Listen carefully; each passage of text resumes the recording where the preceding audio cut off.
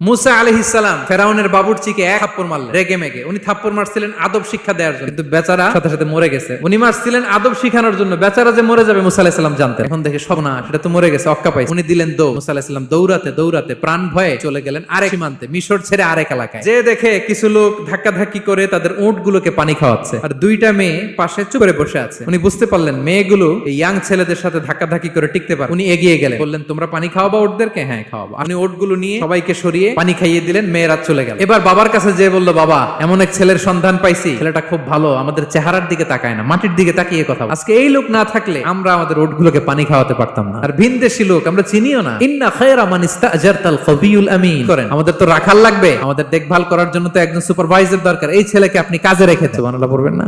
বাবা বলল যাও নিয়ে আস। মেয়ে দুজন যে বলল আব্বার কাছে চলেন, আব্বা আপনার কথা বলবে, আপনার সাথে আলাপ করবে। মুসা আলাইহিস সালাম বললেন ঠিক আছে, তোমরা পেছনে পেছনে যাও, আমি তোমাদের আগে আগে যাই। তোমরা আমাকে বলবা যে